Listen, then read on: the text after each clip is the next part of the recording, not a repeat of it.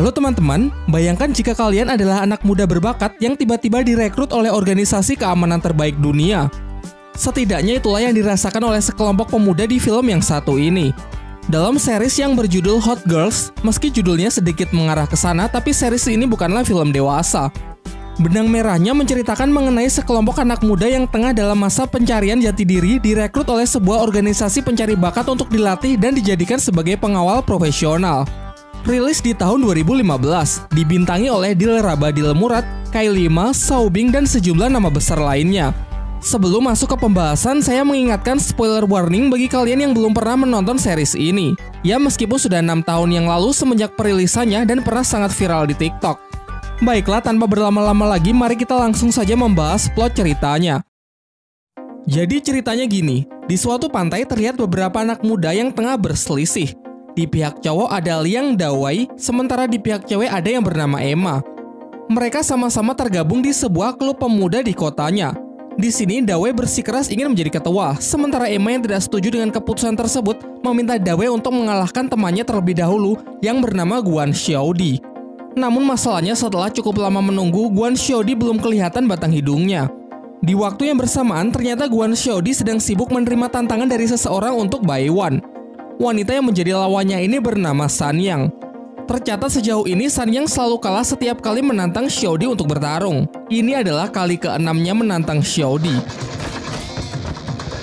Diceritakan kalau si tokoh utama Xiaodi ini pokoknya gak pernah kalah dari siapapun yang membuatnya dijuluki sebagai Dewi tak terkalahkan.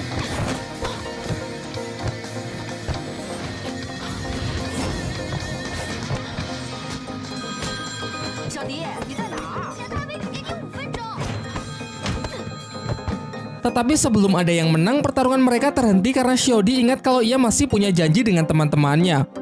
Ia pun bergegas mengayuh sepedanya untuk pergi ke lokasi yang sudah dijanjikan.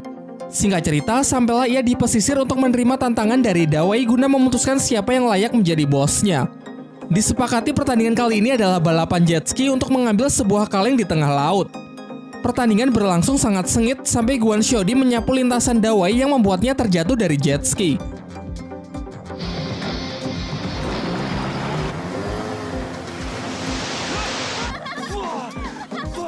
Dengan ini, Liang Dawei gagal menjadi ketua dan julukan Guan Xiaodi sebagai Dewi tak terkalahkan pun masih tak terbantahkan. Ternyata secara diam-diam mereka diamati oleh seorang agen pencari bakat untuk direkrut masuk ke dalam sebuah akademi pengawal profesional bernama LHSD. Setelah melihat kemampuan Guan Xiaodi, ia pun mencatat nama Guan Xiaodi sebagai salah satu daftar peserta berbakat yang terpilih di LHSD. Setibanya di rumah, Guan Xiaodi mendapatkan karangan bunga dari ayahnya untuk memperingati hari kematian ibunya. Dari sini terungkap di balik sosoknya yang begitu kuat, Guan Xiaodi punya kesedihan mendalam karena telah ditinggal ibunya sejak kecil. Guan Xiaodi memiliki teman dekat yang bernama Cui Tianhe, aka Pink Panther. Sebagai informasi, Pink Panther adalah namanya di dunia maya. Ia sangat nolep, enggan berinteraksi keluar rumah karena lebih nyaman melakukan semuanya melalui internet. Meskipun begitu, Pink Panther merupakan ahli IT. Dari pro player bermain game sampai melakukan peretasan sudah menjadi keahliannya. Di sebuah bar, Liang Dawei tengah nongkrong dan ternyata ia cukup akrab dengan Sanyang, wanita yang di awal tadi bertarung melawan Guan Xiaodi. Pertemanan mereka dilandasi oleh kesamaannya yaitu ingin mengalahkan Guan Xiaodi, si Dewi tak terkalahkan. Ketika pulang, Sanyang juga memperkenalkan temannya yang bernama Mary. Diceritakan karena cewek-cewek ini butuh pekerjaan baru, Liang Dawei pun mengajaknya untuk mencoba mendaftar di LHSD. Yaitu sebuah perusahaan yang mempekerjakan seseorang menjadi pengawal profesional. Kebetulan bulan depan pendaftaran akademinya akan segera dibuka. Setelah mereka berpisah, Liang Dawei menelpon Guan Xiaodi untuk kembali menantangnya besok siang. Besoknya, Guan Xiaodi datang ke sebuah mall, di mana Liang Dawei sudah menunggunya. Naiklah mereka ke lantai atas. Ketika sedang naik lift, mereka sempat bertemu dengan seorang gadis kecil bersama ibunya. Ternyata di sini Liang Dawei menantang Xiaodi dalam sebuah permainan biliar. Di luar dugaannya, ternyata Xiaodi juga sangat jago dalam permainan tersebut.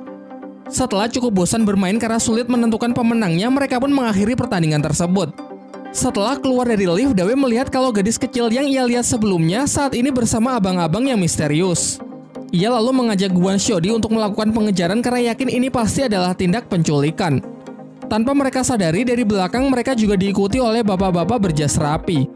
Dalam pengejaran mereka, Dawei berusaha menghentikan mobil si penculik yang membuat si penculik kehilangan fokus dan akhirnya mobilnya mengalami kecelakaan.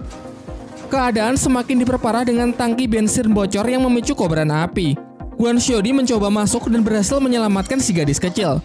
Tetapi saat akan keluar kakinya malah tersangkut. Sementara Lian Dawei yang ingin menolongnya ragu dan takut karena kobaran api yang membara begitu besar. Beruntung bapak-bapak berjas yang sebelumnya mengikuti mereka langsung menghandle insiden tersebut dan berhasil mengeluarkan Guan Xiaodi sebelum mobil tersebut meledak. Dari sini terungkap bahwa ternyata bapak-bapak ini adalah ayah dari Lian Dawei yang juga merupakan founder di perusahaannya yakni LHSD. Sementara itu di tempat lain terlihat ayah Guan Xiaodi sedang berbicara dengan seorang dokter yang memvonisnya mengalami tumor otak yang sudah cukup parah sehingga segera perlu dioperasi. Namun ayah Xiaodi nampak masih ragu karena keberhasilan dari operasi tersebut hanyalah 5% dan jika sampai gagal maka ia bisa meninggal. Di malam harinya ketika sudah berada di rumah, sang ayah memasakkan berbagai macam hidangan lezat kepada Guan Xiaodi dengan memasang wajah gembira. Tentunya ia tak ingin putri kesayangannya tahu mengenai penyakit yang ia derita karena menurutnya bisa membuat Guan Xiaodi akan sangat sedih. Terlebih lagi ia sudah kehilangan sosok sang ibu sejak kecil. Setelah memberikan wejangan ala bapak-bapak, dilanjutkan dengan latihan fisik yang menjadi hobi favoritnya. Scene beralih di sebuah bar memperlihatkan Emma dan beberapa teman Guan Xiaodi lainnya yang tengah menggoda seorang laki-laki bernama Juliang yang diceritakan menyukai Xiaodi namun menutup-nutupinya. Beberapa saat kemudian Guan Xiaodi datang dengan pakaian uniknya dan bergabung dengan mereka. Di sini Guan Xiaodi paling banyak minum untuk sejenak menghilangkan kesedihannya mengenai hari kematian ibunya yang meninggal sewaktu ia masih berusia 3 tahun. Di tengah percakapan mereka, masing-masing dari mereka mendapatkan SMS misterius dari nomor yang tak dikenal yang menyatakan sebuah tantangan besok untuk menguji kemampuan individu mereka. Di waktu yang bersamaan, Sang Yang dan Mary juga mendapatkan pesan yang sama mengenai tantangan yang akan segera dimulai. Begitu pula Lian Dawei, namun ia adalah satu-satunya orang terpilih yang menyadari kalau ini adalah ujian perekrutan peserta camp pelatihan di LHSD. Kembali ke bar tempat Guan Xiaodi, secara tak sengaja ia melihat seorang pria yang diam-diam memberikan obat ke minuman pacarnya. Ia pun sangat geram menyaksikan aksi pria mesum tersebut sehingga terjadilah perkelahian.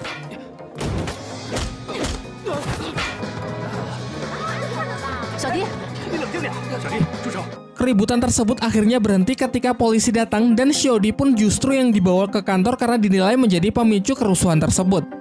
Singkat cerita, sang ayah pun datang untuk membawanya pulang dan mulai merasa sedih sekaligus khawatir dengan putrinya yang hobi berkelahi sembarangan serta mabuk-mabukan. Karena takut kalau putri kesayangannya akan salah arah di masa-masa sulitnya, ia pun menerima tawaran dari pihak LHSD yang ternyata menghubunginya terlebih dahulu untuk memasukkan Guan Xiaodi ke kamp pelatihan. Tentu hal ini agar bakat dan hobi berkelahi putrinya tersebut bisa tersalurkan secara tepat. Keesokan harinya, tantangan pertama pun dimulai. Pelatih LHSD yang bernama Liu Sha menguji mereka semua secara individu sesuai kemampuan terbaik di bidang mereka masing-masing. Yang pertama adalah Emma, pemilik hobi panjat tebing dan pemegang rekor nomor 1 di cabang olahraga tersebut. Pada sebuah medan di depannya, Emma mengatakan bisa menyelesaikannya dalam waktu 3 menit. Namun Liu Sha ingin mematahkan rekor tersebut dengan menunjukkan kemampuannya menaklukkan medan tersebut hanya dalam waktu kurang dari 1 menit. Selanjutnya teman Guan Xiaodi yang bernama Xiaowu juga menerima tantangan dari Liu Sha juga dapat dikalahkan dengan sangat mudah dalam sebuah balapan skateboard.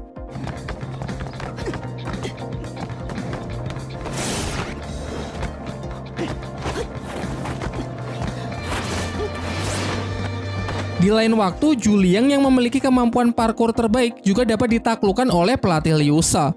Terbukti ia dapat mencapai garis finish jauh lebih cepat dan langsung melemparkan tantangannya kepada Guan Xiaodi untuk menghancurkan gelarnya sebagai Dewi tak terkalahkan.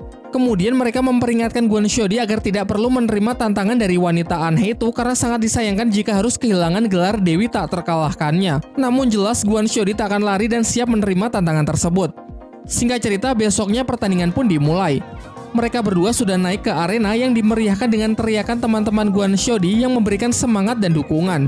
Begitu pula dengan Pink Panther yang menyaksikan pertandingan tersebut melalui CCTV. Dengan masih penuh percaya diri, Guan Xiaodi pun maju untuk memulai pertarungan dengan berbagai macam serangan beruntun. Namun sayangnya serangan-serangan yang ia lancarkan dapat ditangkis cukup mudah oleh lawannya. Bahkan tak cuma itu, begitu melihat celah, pelatih Liu Sha langsung membalasnya dengan serangan telak yang membuat teman-temannya mulai cemas.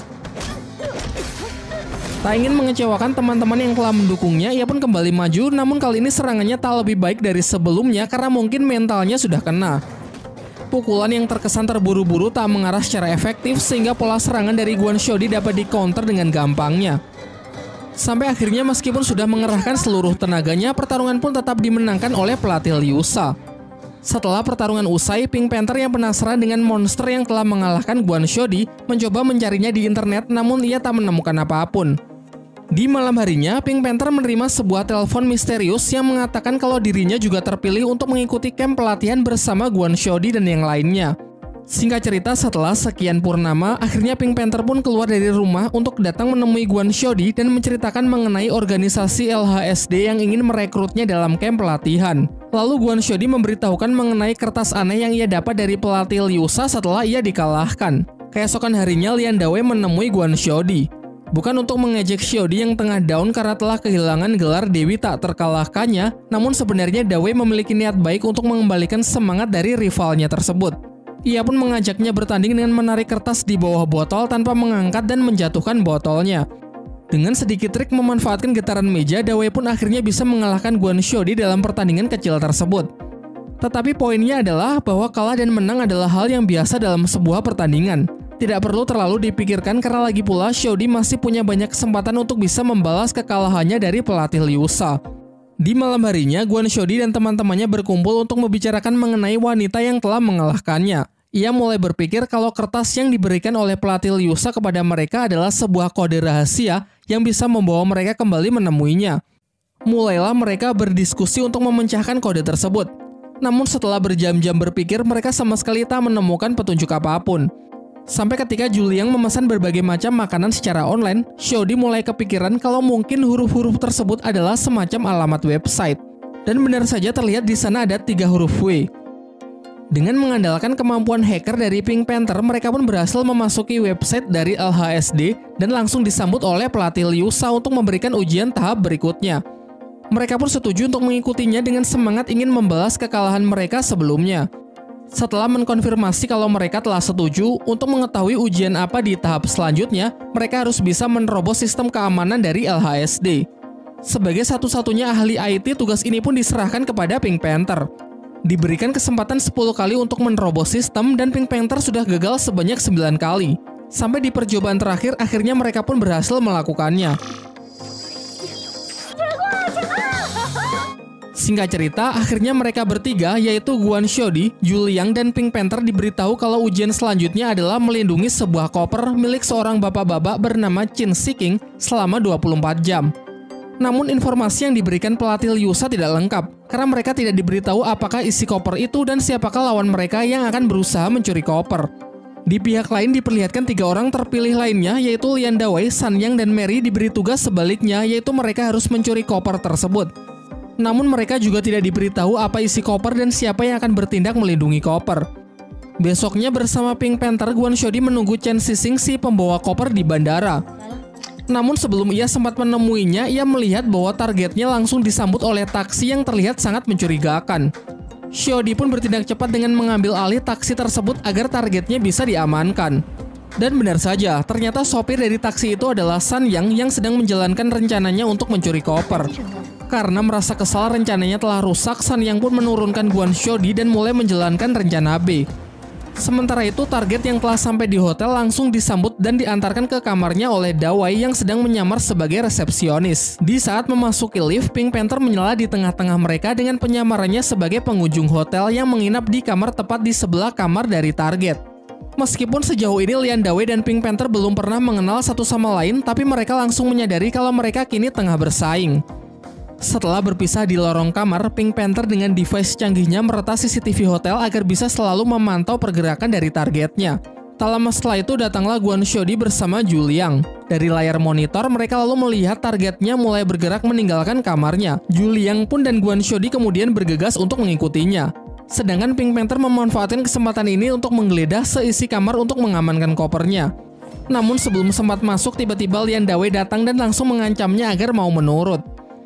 Setelah Lian Dawei meninggalkannya, ia kemudian menemui target di bar hotel untuk mengajaknya mengobrol. Tetapi sebenarnya ia berniat untuk mengambil ID card kamar hotel miliknya. Saat Pink Panther tengah melancarkan aksinya, tiba-tiba Mary datang dan langsung merebut ID card tersebut.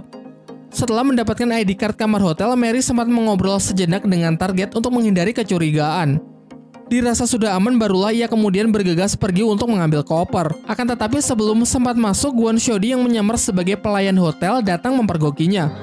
Terjadilah aksi kejar-kejaran untuk memperebutkan ID card tersebut.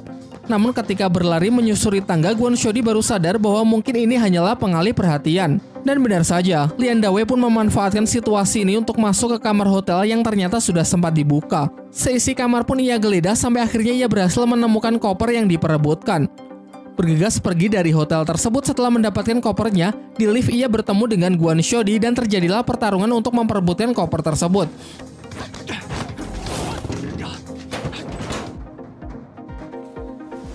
Namun lagi-lagi ini hanyalah pengalih perhatian karena ternyata kopernya tadi sudah sempat Da-wei berikan kepada Sanyang.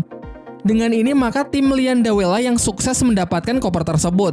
Mereka lalu dengan bangga menyerahkannya kepada pelatih Liusa sebagai langkah akhir dari keberhasilan misi mereka. Namun sangat mengejutkan ketika tiba-tiba tim Kwon Seo-di juga datang dengan membawa koper yang identik. Untuk membuktikan mana koper yang asli, koper Da-wei pun dibuka, ternyata isinya kosong. Kita lalu diperlihatkan scene flashback ketika Pink Panther hendak mencuri ID card kamar hotel. Sebenarnya ia sudah menyalin semua data yang diperlukan menggunakan jam tangan canggih sebelum Mary sempat merebutnya. Lalu bersama Kwon Seo-di, ia mendahului Mary pergi ke kamar target dan menukarkan koper yang asli dengan yang palsu. Akan tetapi ekspresinya langsung berubah ketika koper tim Kwon Seo-di dibuka, isinya juga kosong. Tak lama setelah itu datanglah target dengan membawa koper yang asli. Kemudian diceritakanlah yaitu saat Kwon Seo-di merebut taksinya di bandara, tidak ada lagi yang mengawasi koper yang ia bawa. Kesempatan inilah yang dimanfaatkan oleh seseorang yang menukarkan koper tersebut dengan yang palsu sehingga sejak awal sebenarnya mereka hanya berlomba memperebutkan koper kosong. Pelatih Liusa lalu menjelaskan bahwa keberhasilan dari ujian ini bukanlah syarat untuk bisa masuk ke camp pelatihan LHSD, melainkan hanya untuk menunjukkan bahwa mereka ini masih sangat lemah. Singkat cerita, mereka semua pun diajak pergi ke kantor LHSD untuk bertemu dengan pemimpin dari organisasi tersebut. Nah, dari 4 episode pertama yang telah kita ulas di series ini memang masih belum memperlihatkan masalah utama yang akan dihadapi dan hanya masih berfokus pada penjabaran premis yang diangkat serta pengenalan dari para karakter yang dibungkus dengan rapi, fresh, dan menyenangkan. Sekarang saatnya saya akan membahas hal-hal menarik, memberikan pendapat serta sedikit penilaian pribadi mengenai series ini. Dimulai dari pengenalan sang karakter utama yaitu Kwon Seo-di yang digambarkan di awal sebagai gadis kuat, ahli bela diri, serta bermental baja. Sampai-sampai ia mendapatkan julukan sebagai Dewi tak terkalahkan, karena selalu menjadi yang paling unggul bahkan di antara para laki-laki. Namun di balik kisah heroik dan cerita-cerita hebat yang selalu digemakan oleh teman-temannya, ia memiliki sisi rapuh pasca kematian ibunya saat ia masih kecil. Meskipun begitu, karakter ini tak pernah menunjukkan kesedihannya di hadapan teman-temannya dan selalu ingin terlihat kuat. Selanjutnya, karakter yang tak kalah penting adalah Lian Da-wei. Di awal ia digambarkan sebagai laki-laki yang keras kepala yang selalu berambisi ingin mengalahkan Kwon Seo-di. Selain diperlihatkan sebagai sosok yang paling keras menentang Kwon Seo-di, sebenarnya ini merupakan cara unik bagaimana karakter ini mengartikan sebuah persahabatan. Ketika Kwon Seo-di belum sepenuhnya pulih dari kesedihan meratapi hari kematian dari ibunya, mentalnya kembali jatuh setelah ia dikalahkan pelatih Liusa di bidang terbaiknya dan seakan-akan menginjak-injak gelarnya sebagai Dewi tak terkalahkan. Kehadiran dari Lian Da-wei lah yang sanggup mengembalikan semangatnya. Ia juga menggunakan cara yang terbilang unik dan cerdas, yaitu menggunakan sebuah permainan sederhana untuk menyampaikan pesan bahwa kalah dan menang adalah hal yang biasa. Adegan ketika pelatih Liusa dengan sangat mudah mengalahkan satu persatu Seo-di dan teman-temannya di bidang terbaik mereka juga merupakan salah satu adegan terbaik setidaknya menurut saya pribadi. Apalagi cara perekrutan para remaja berbakat di sini bisa dibilang anti-mainstream, yaitu bukan menjadikan tes sebagai persyaratan untuk bisa lolos menjadi yang terpilih, melainkan hanya untuk menunjukkan bahwa mereka masih sangat lemah sehingga perlu mendapatkan pelatihan. Tentu saja sebelum tantangan diberikan, anak-anak ini sudah cukup banyak disoroti sampai dinyatakan layak dan terpilih. Kecuali Cui Tan-hee aka Pink Panther, ia menjadi orang terpilih setelah menunjukkan kemampuan hackernya yang sanggup meretas sistem keamanan jaringan LHSD saat berusaha mencari informasi mengenai wanita yang telah mengalahkan Kwon Seo-di. Ia juga merupakan tokoh yang unik di mana dalam banyak film hacker sering digambarkan sebagai sosok pendiam, misterius, dan kebanyakan laki-laki. Namun di series ini sosok hacker diisi oleh gadis imut ceria yang cukup pandai bersosialisasi dengan orang-orang baru. Beberapa karakter lain seperti Sanyang, Mary, dan Juliang masih belum mendapatkan cukup porsi untuk bisa diulas di video kali ini. LHSD sendiri adalah kependekan dari Lie Huo Sendun yang bermakna pelindung api, yaitu sebuah perusahaan di bidang keamanan atau penyewaan pengawal profesional. Meskipun nama tersebut fiktif, faktanya eksistensi dari perusahaan serupa memang benar-benar ada di kehidupan nyata, terutama banyak dijumpai di negara-negara maju. Sekolahnya pun juga ada yang meluluskan para pengawal profesional bersertifikat, meski sistem perekrutannya jelas bukan seperti apa yang ditampilkan di series ini. Jadi mungkin itu saja yang bisa saya bahas dalam video kali ini. Kalau kalian punya pendapat lain mengenai series ini, jangan ragu mengukirnya di kolom komentar ya. Like, subscribe ya. Dadah. Di tombol merah ini. Dadah. Like, subscribe, and komennya. Mudah-mudahan kalian semua bisa menikmati video ini. Terima kasih.